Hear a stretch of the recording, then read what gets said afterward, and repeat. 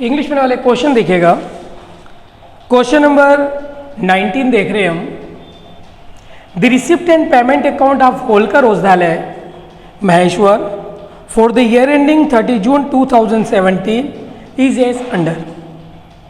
Receipt में cash balance, membership fees, non membership fees, aid for municipality, donation for building, interest.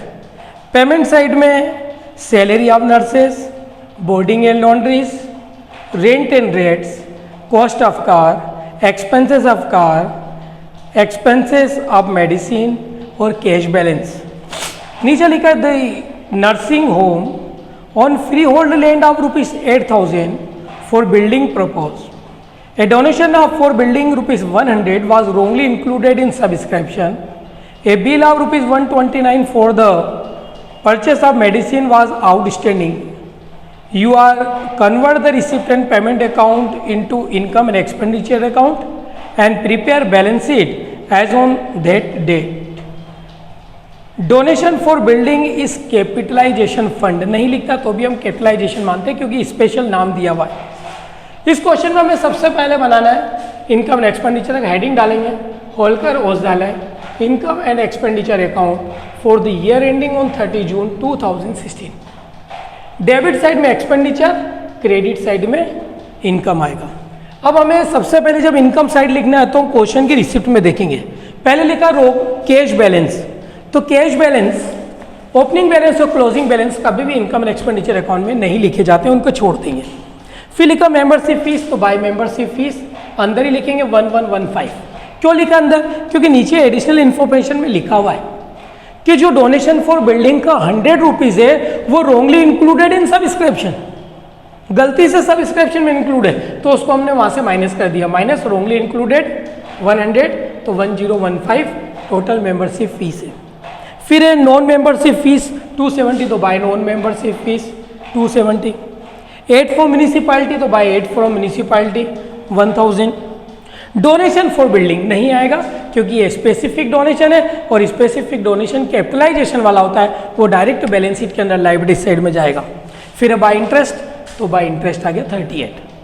Debit side में salary of, पहले payment, जब debit side में लिखना है expenditure में तो पेमेंट को देखेंगे। पेमेंट साइड लिखा है by salary of nurses, by में तो 2 में आ गया तो salary of nurses 656।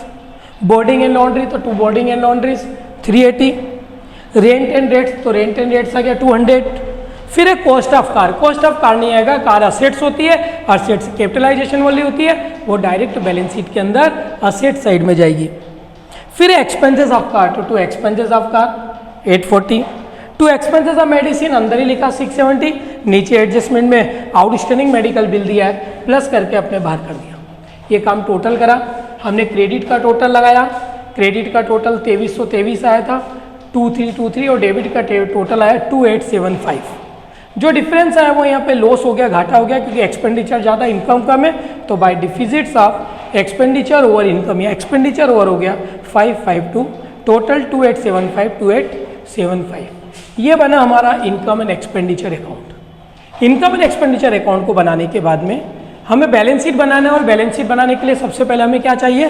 Capital fund निकालना पड़ेगा और कैपिटल फंड का एक ही फॉर्मूला होता है, opening assets minus opening liabilities. तो पहले लिखते हैं कैलकुलेशन ऑफ कैपिटल फंड, इधर ओपनिंग लायबिलिटीज, इधर ओपनिंग असेट्स।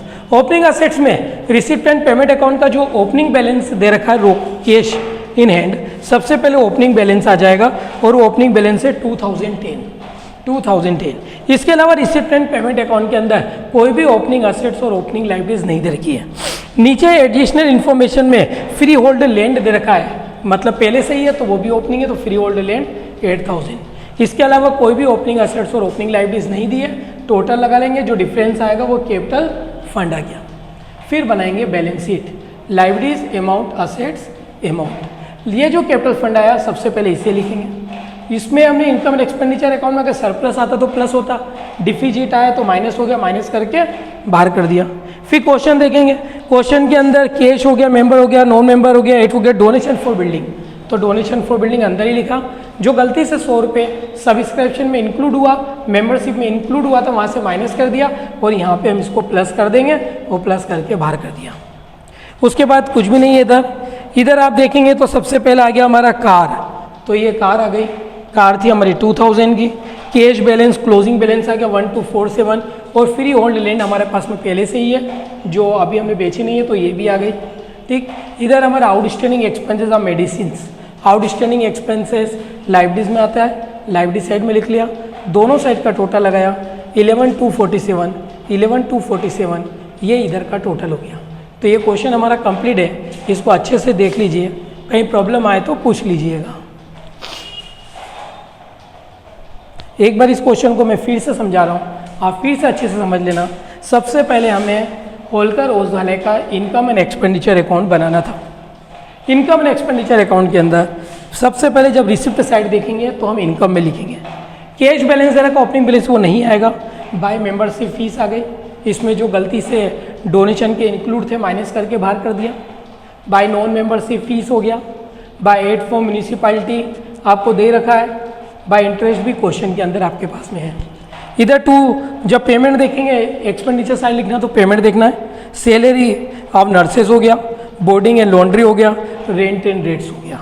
फिर कार, कॉस्ट ऑफ कार नहीं आएगा क्योंकि कार कैपिटलाइजेशन वाला होता है, वो डायरेक्ट बैलेंस शीट के अंदर असेट्स में जाएगा, उसे हम इनकम एक्सपेंडिचर अकाउंट में नहीं लिखते हैं। टू एक्सपेंसेस ऑफ कार आ गया, टू एक्सपेंसेस ऑफ मेडिसिन दे रखा वो भी लिख देंगे, लेकिन नीचे एडजस्टमेंट में करंट ईयर का आउटस्टैंडिंग भी दे रखा तो उसको हमने प्लस करके बाहर कर दिया।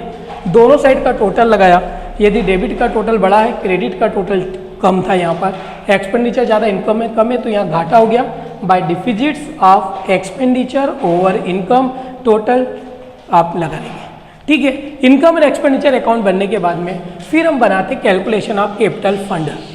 ये हमको निकालना पड़ेगा अगर बैलेंस शीट हमें बनानी है तो, क्योंकि हमें कैपिटल चाहिए और कैपिटल फंड चाहिए। कैपिटल फंड में इधर ओपनिंग लाइबिलिटीज लिख देते, इधर ओपनिंग एसेट लिख देते। ओपनिंग का मतलब क्या होता है? ओपनिंग का मतलब होता है करंट ईयर का ओपनिंग या फिर लास्ट ईयर का क्लोजिंग।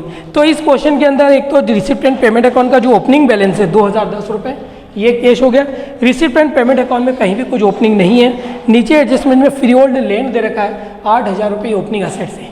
ओपनिंग लाइबिलिटीज नहीं है क्योंकि जो 129 हमारा मेडिसिन का दे रखा वो current year outstanding, current year वाला तो करंट ईयर का होता है, क्लोजिंग होता है।